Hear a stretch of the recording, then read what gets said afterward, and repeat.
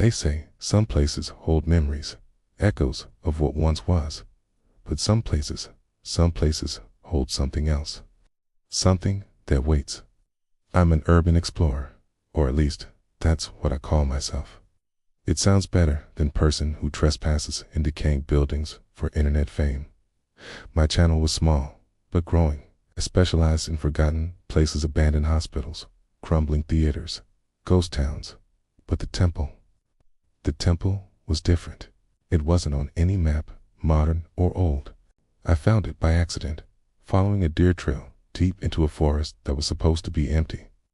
The locals in the nearest town, a sad little place 20 miles away, just shook their heads when I asked.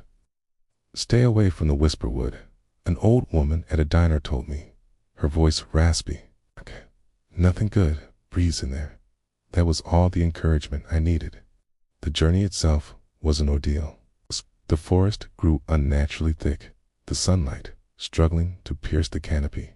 The air became heavy, cold, and still. All the sounds of the woods, of the birds, the insects faded away until the only thing I could hear was the crunch of my own boots on the damp earth and the frantic beating of my own heart. It felt like the forest was holding its breath. Then I saw it. It wasn't large, more of a shrine than a temple, carved from a single massive black stone that seemed to drink the light. It was ancient, covered in moss and vines, yet somehow it felt active. There were no statues, no icons, just a single arched doorway leading into absolute darkness. The air hummed with a low, subaudible frequency that made my teeth ache. I pulled out my camera, the familiar weight, a small comfort in this deeply unsettling place. "All right, guys," I whispered, my voice sounding thin and weak. "You are not going to believe this. I'm deep in the Whisperwood, and I found something." I panned the camera across the structure. The locals warned me away, but you know me. I had to see it for myself. It feels old, really old. I took a deep breath and stepped towards the entrance.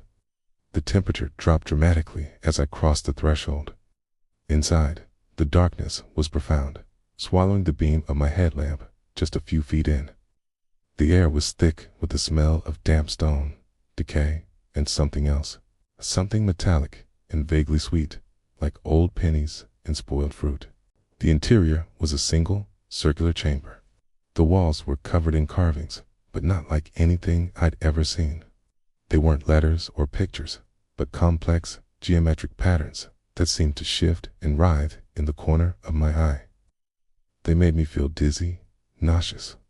My camera's autofocus struggled, whining as it tried to make sense of the patterns.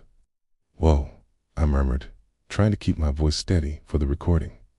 "Check this out. These carvings. There. I don't know what they are." They almost seemed to be moving. That's when I heard it. A whisper. It was faint, like the rustle of dry leaves, but it was inside my head. It wasn't a word, just a sound, a sibilant hiss that slithered through my thoughts. I froze, sweeping my light around the empty room. "Hello?" I called out, my voice cracking. "Is someone in here?" The only answer was the echo of my own voice. And then the whisper came again, a little louder this time.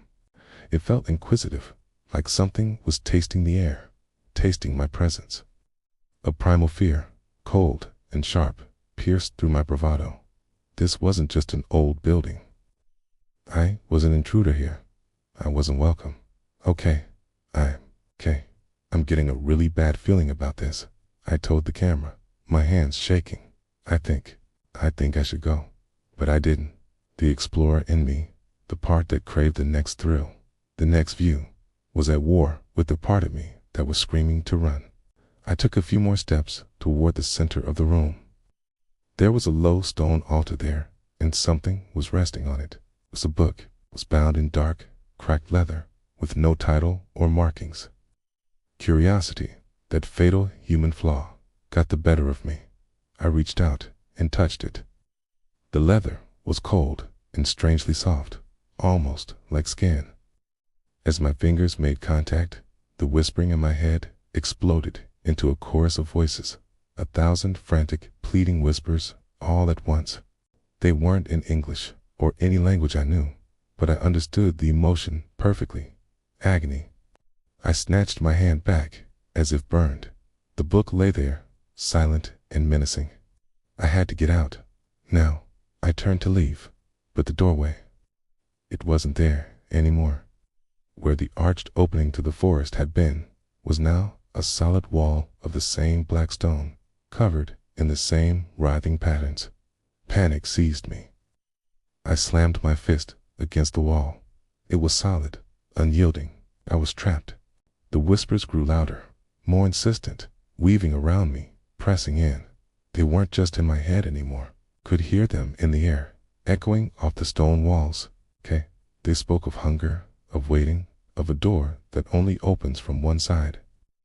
My headlamp began to flicker. No, no, no, I pleaded with the dying light. The battery was new. It should have lasted for hours. The whispers laughed. It was a dry, rasping sound that scraped against my sanity. In the strobing light, the patterns on the walls seemed to pulse, to breathe. They were coalescing, forming shapes, faces, horrible, distorted faces with empty eyes and mouths stretched open in silent screams. I backed away, stumbling over my own feet until my back hit the altar. My hand fell upon the book again. This time, a single, clear voice cut through the cacophony.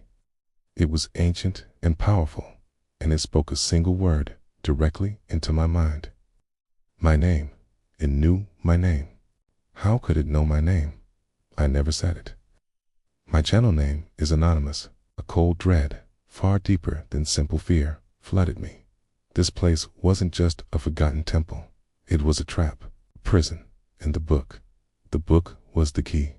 The light from my headlamp finally died, plunging me into absolute, suffocating blackness. But I could still see. The patterns on the walls glowed with a faint, sickly green luminescence. The screaming faces were clearer now, their silent agony a tangible force in the room. The whispers stopped. In their place came a new sound, a slow, heavy, dragging sound. Something was moving in the dark with me, something that had been sleeping on the other side of those walls. I had come looking for a story, for something to thrill my audience. I found it, but I would never get to upload it. The temple wasn't a place no one visited. It was a place no one ever left. The dragging sound got closer.